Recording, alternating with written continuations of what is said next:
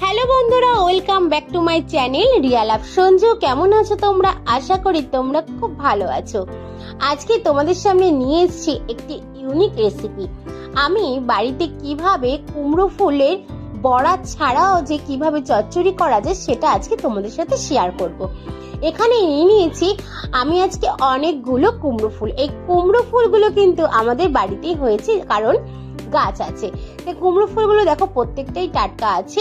আর কুমড়ো ফুলের সাথে যে ডাঁটাগুলো থাকে যুক্ত, এগুলো আমি কিন্তু দুটোই আলাদা করে নিয়েছি। আমরা তো সবাই কুমড়ো ফুলের বড়া খেয়েছি, আর আমি আজকে কুমড়ো ফুলের সাথে ডাঁটার এই ডাঁটাগুলোর রেসিপি করে দেখাবো কিভাবে চচ্চড়ি করা হয়। দেখো এই ডাঁটাগুলোকে দেখো এইভাবে আলাদা করে নিয়েছি। তারপর এই ডাঁটগুলোকে আমি ছোট ছোট করে যেভাবে আঁশ ছাড়িয়ে কাটতে হয় সেইভাবে ঠিক ছোট ছোট করে কেটে নেব।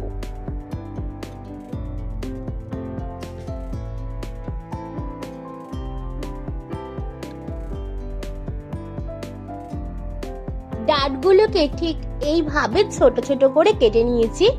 আর সামনে যে বিন্দুগুলো ছিল সেগুলোকে কিন্তু 2 অর্ধেক বা 4 অর্ধেক করে তোমরা নিতে পারো।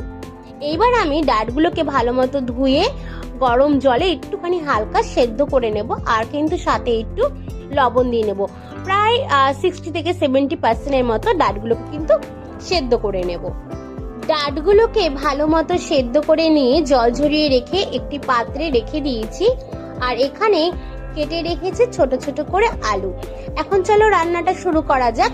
প্রথমে একটি ফ্রেশ কড়াইতে পরিমাণ মতন সর্ষের তেল দিয়ে দিয়েছি। সর্ষের তেলটা একটু গরম হয়ে আসলেই দিয়ে দেব কালো জিরে ফোড়ন। কালো জিরে ফোড়নটা প্রায় কিছুক্ষণ নাড়াচাড়ার পর যে সেদ্ধ করা ডাঁটগুলো রেখে দিয়েছিলাম সেগুলো কড়াইতে দিয়ে দেবো, সাথে 4-5টা কাঁচা লঙ্কা, যে যেরকম তোমরা ঝালটা খেতে চাও। তারপর কিছুক্ষণ পর এখন দিয়ে দিতে হবে ছোট ছোট করে কেটে রাখা আলুগুলো। ছোট ছোট করে কেটে রাখা আলুগুলো দিয়ে দেওয়ার পর সাথে নুন হলুদ দিয়ে একটু ভালো মতো নাড়াচাড়া করে একটা ঢাকনা চাপা দিয়ে দিতে হবে যতক্ষণ না একটু সেদ্ধ হয়ে আসছে।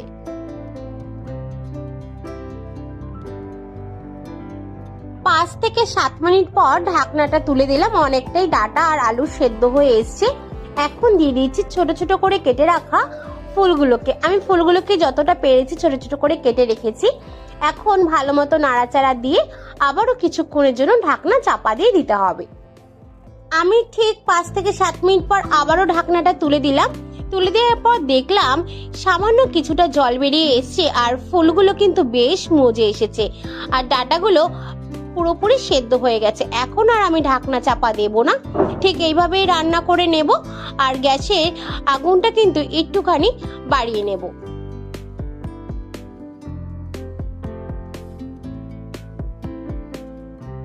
কিছুক্ষণ রান্না করে নেওয়ার পর জলটা কিন্তু বেশ শুকিয়ে এসছে। আমার কিন্তু রান্নাটা পুরোপুরি কমপ্লিট হয়ে গেছে।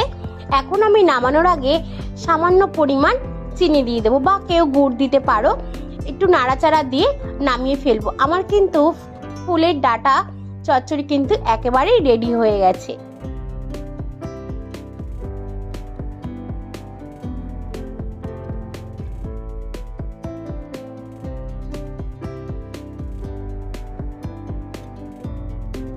তাহলে বন্ধুরা, কেমন লাগলো আমার রান্নার রেসিপিটা তোমরা কিন্তু অবশ্যই কমেন্ট করে জানাবে।